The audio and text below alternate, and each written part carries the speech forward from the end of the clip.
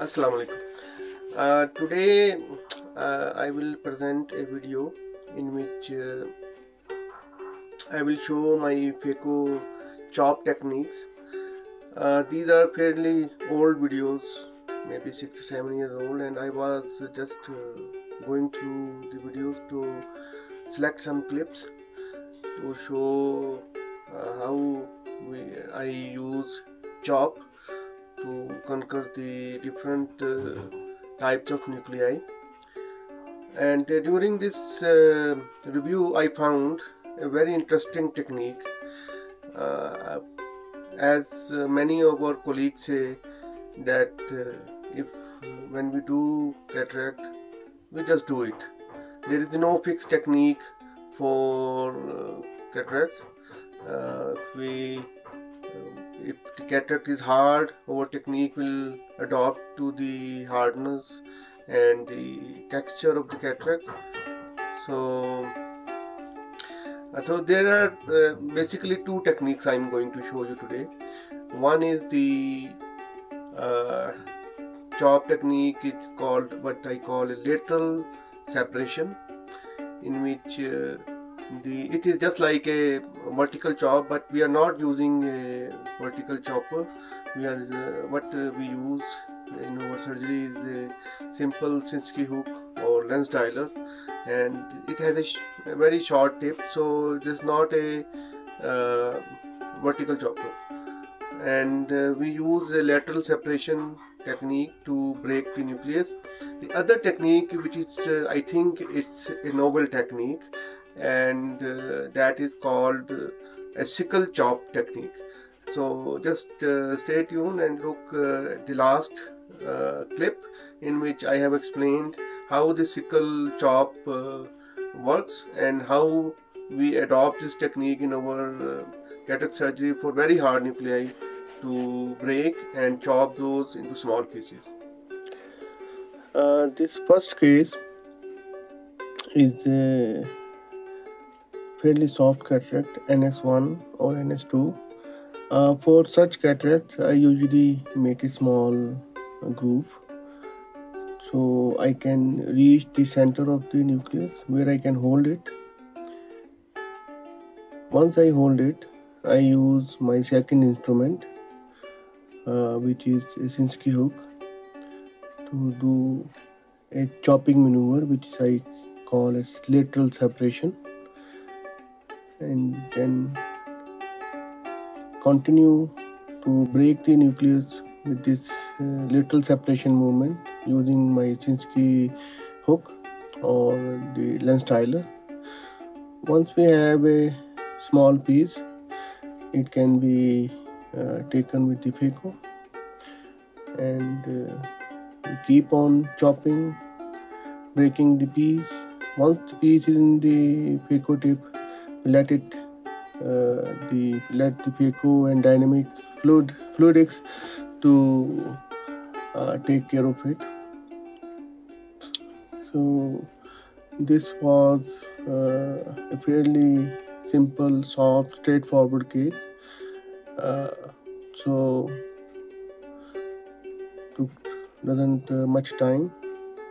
did not took much time, and the last pieces are taken care of with carefully, because there is no sport behind. So again, just feed the pieces into the phaco tip, and just let the fluidics and the phaco do the rest of the things.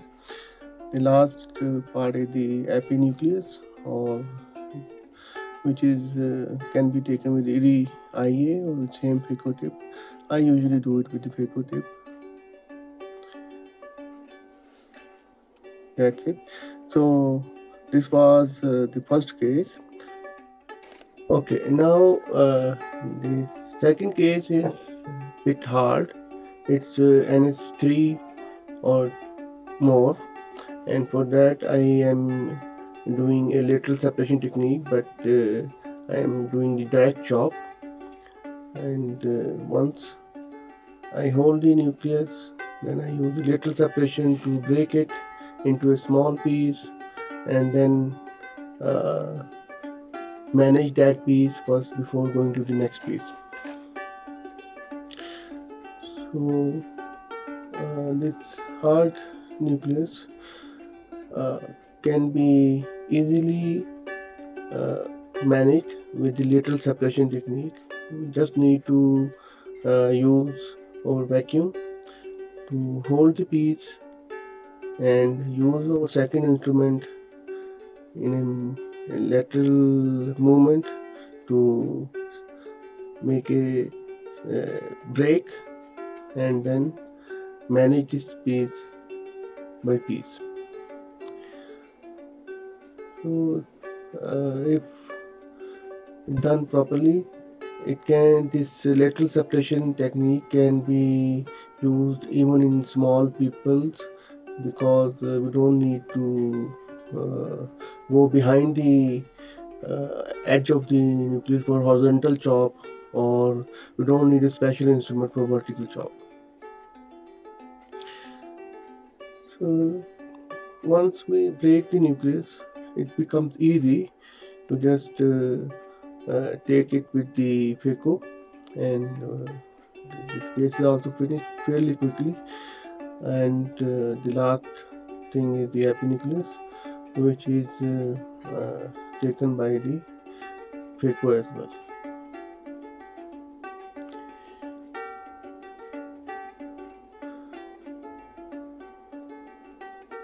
Although many say that it's a bit dangerous, but it's fairly quick to take the epinucleus with the phaco, as it will be quicker to finish the case.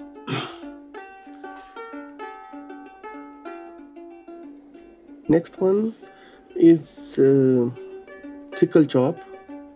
This is a sickle saw. So it has a curved end and a sharp end, and this is a very effective tool for cutting grass as well as harvesting wheat. So I'm going to tell you how this tool works and how can we use the same method in cataract surgery to effectively chop over very hard nuclei and with minimal force. Let's see. So what we do is we hold the sickle saw in one hand and we hold the object or grass to cut. We go behind it and we just cut it, and we take the sickle saw towards you, cutting the grass effectively. Let's see again. Hold the grass first, go behind it and cut it. So as you can see, it's a very effective tool, and it has been used for centuries to harvest and cut the grass. So now I will tell you how the same maneuver can be mimicked in our cataract surgery with our choppers and phaco to conquer the very hard nucleus. So this is a fairly hard nucleus, NS4, and I use the pre-chop, pre-phaco to remove the cortex. Then using my direct chop method, I taking with the second instrument, go directly to do a lateral separation movement. Of course it is difficult, but by doing multiple times I was able to have a crack in two places. Then I keep on trying to crack the nucleus and got a triangular piece. So I would try to open this crack and make it a full crack in the posterior, but as expected, there is this leathery type of cataracts are joined on the back with a plate, and it's very difficult to crack them fully. So now I keep on chopping with my second instrument,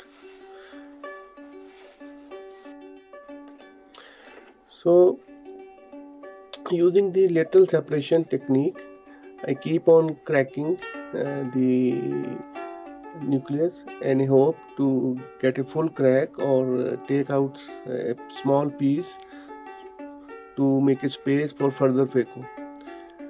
And usually these type of hard leathery cataracts are joined on the posterior with posterior fibers are joined together in a plate, and very difficult to take the pieces out. So for these type of cataracts, I do a technique which is called a sickle chop. So I will demonstrate it now. So just for that we need to hold the piece with our vacuum, and we need some space to go behind the nucleus in order to make a sickle chop maneuver, and this can be done with minimal force. And once you have a small area and where we can go behind the lens like this, we go behind and make a maneuver like a sickle chop anteriorly like this. So you can see my chopper behind the lens. I move it anteriorly, just keeping the piece, holding the piece with the phaco tip. Once it's done, the piece is released, the cut from the posterior plate, and it can be managed fairly easily and quickly with the phaco tip. Another time, once more, you can see the piece is separated from the posterior plate and then managed easily. So in this way the nucleus is cracked, and then pieces are taken separated from the posterior plate and managed with the phaco until the aim is to have some space, and at least around 40 to 50% of the nucleus is taken up by the phaco.